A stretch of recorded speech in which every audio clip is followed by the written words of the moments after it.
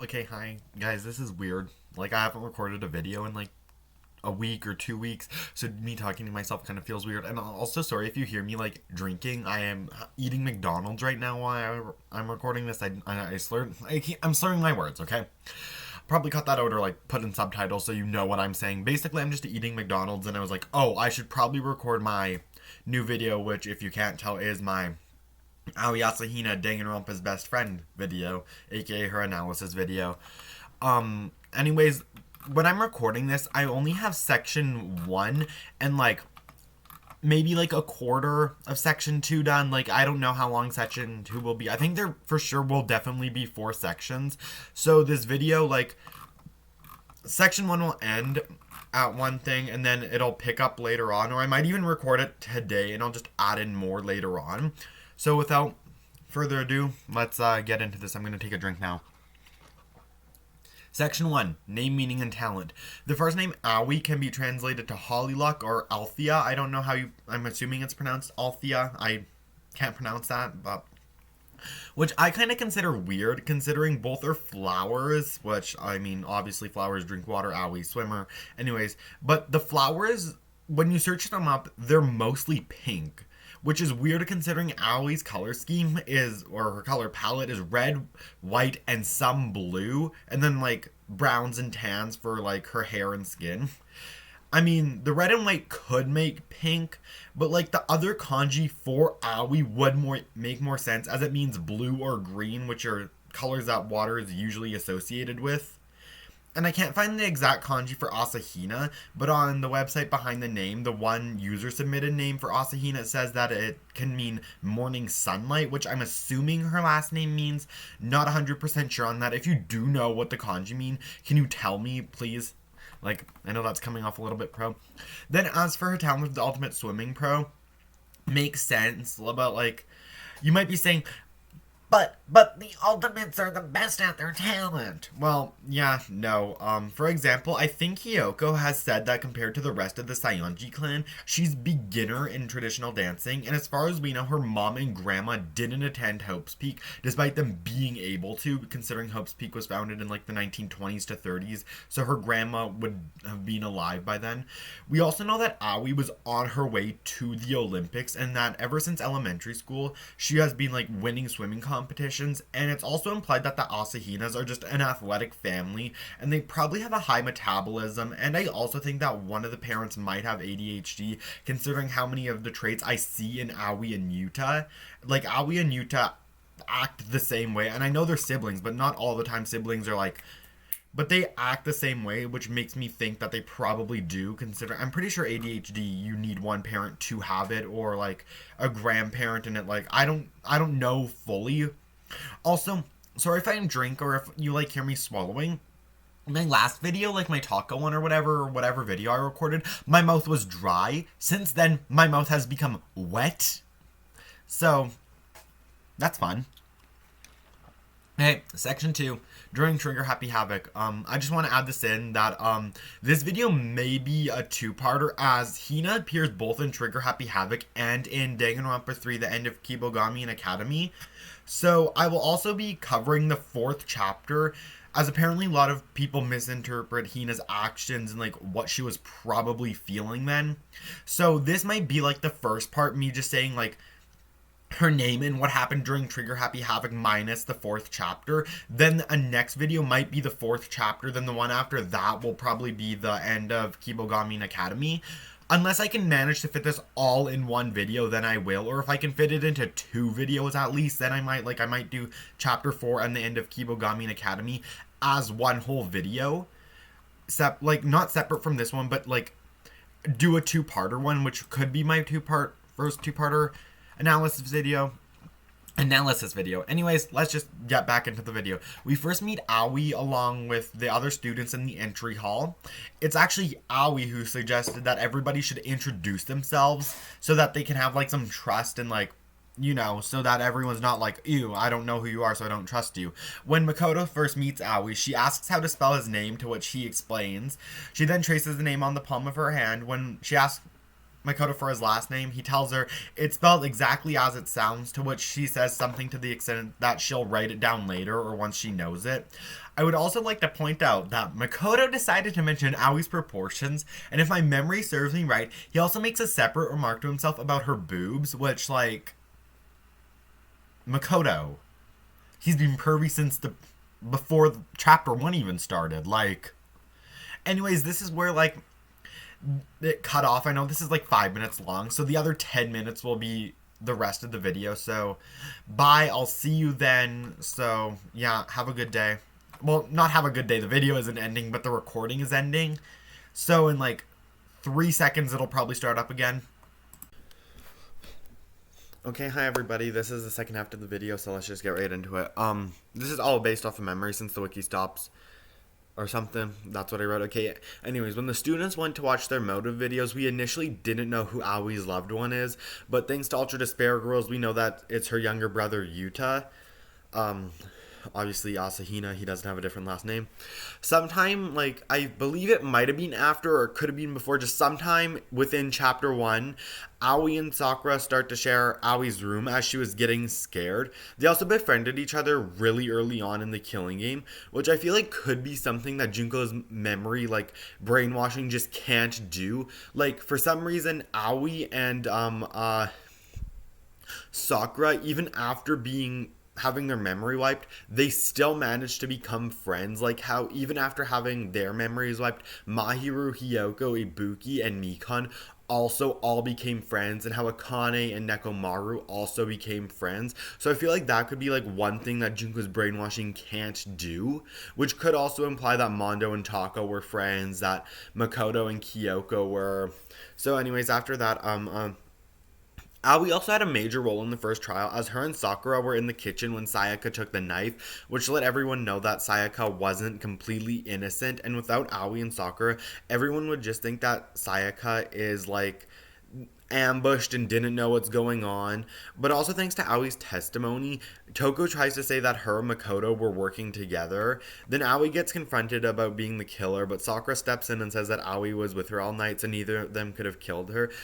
Taka then says his line of how a man and a woman shouldn't share the same room is it's unwholesome, but when Sakura says that she's a girl, he's okay. But let's also appreciate how when Taka thought that Sakura was a boy, he didn't mind that a boy was wearing a skirt, as you should.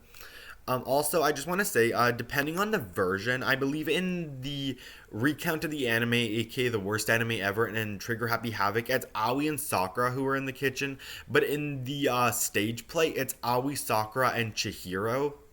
That's like one minor difference I just wanted to add in. In the stage play, they add in another character. Like, the stage play has the same outcome. There's just a couple things changed around. I think so Chihiro might have had just, like, more of a presence.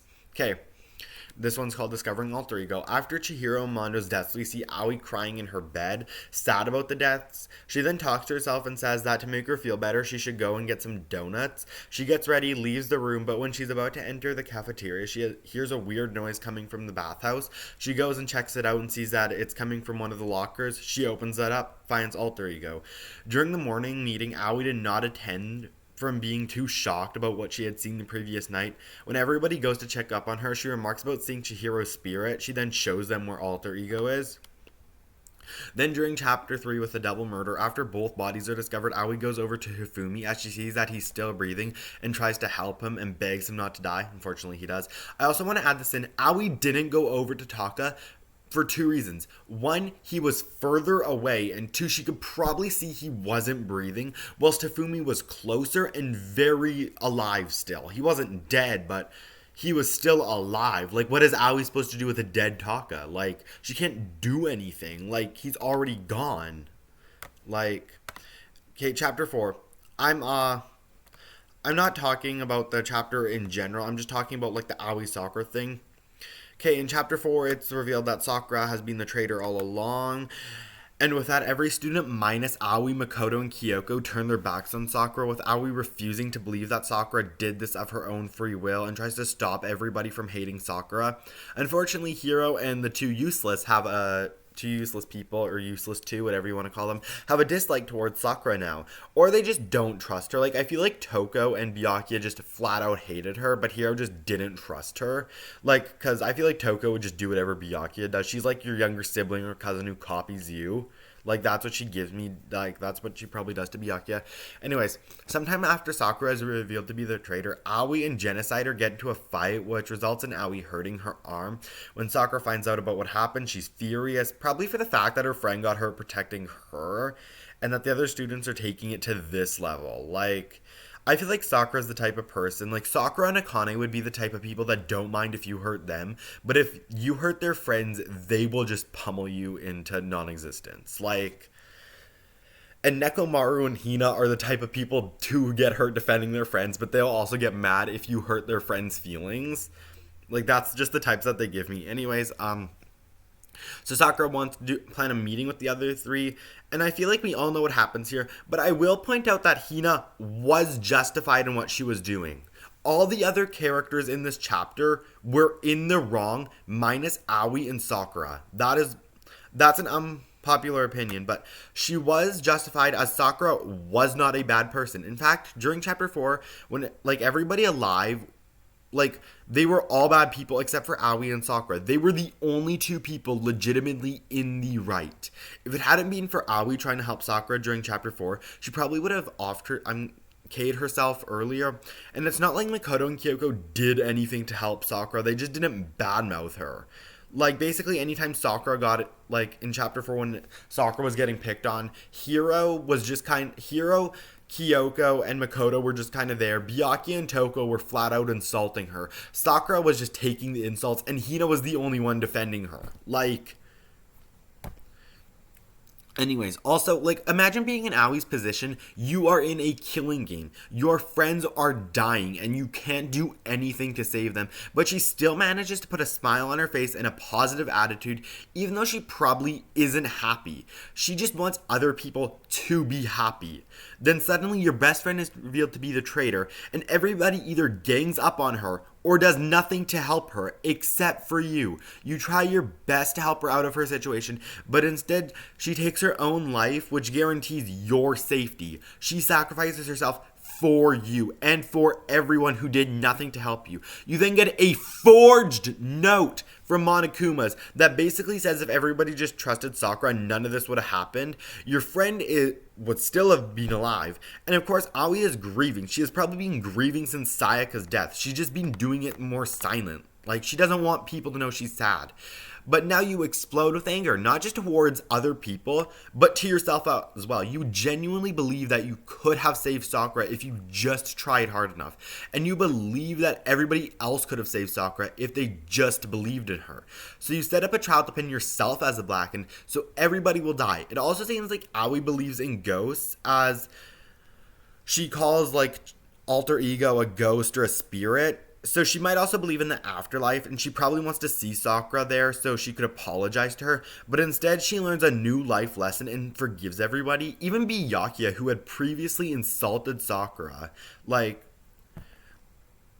he also learns a new life lesson. Like, she forgives everybody, including Byakuya, who was rude. She also, like, it was also this trial. It was the only trial where Byakuya could not solve it, as it involved something he couldn't understand, which are emotions. All of the other trials were mainly logical stuff, but this one was motivated off of Aoi's emotions. With that, she also taught Byakuya a lesson, even though it seems like in every piece of media after that he refers to being his rude self and doesn't understand emotion. And at the end of the game, when Junko is trying to force a vote on Makoto, when Makoto talks about his hope thing and stuff, Aoi says a remark that she thinks Sakura would say something and decides to join Makoto after Trigger Happy Havoc, but before end of Kibougamine Academy. The only thing we know for sure that happens is that Aoi is rescued and joins the Future Foundation as the only known Branch 13 member. It's also implied that Aoi helped Makoto save the remnants. I believe, like Makoto, she forgave them. I also think that she sees a lot of, like, her classmates in the remnants. She would see Sakura's braveness in Nekomaru, Hifumi's odd ramblings in Gundam, her strength to live on in Akane, Byakuya's rude remarks in Hiyoko, Toko's nervousness in Mikon, Makoto's ability to help everybody in Hajime, and so on. Like, I just personally think that she would find a lot of her classmates in them, so she'd sympathize with them a lot. Also, I've kind of decided that everyone knows what Aoi does in the end of Kibougamine Academy, and I don't want the video to be 2 parts. So if you haven't watched it, you should watch it. Like, half the show is basically just Aoi and Makoto running through hallways. Like, that is half the show. Section 3, the end. I feel like lots of people reduce Aoi down to swimming, donuts, Sakura, and boobs. But I think she's so much more than that.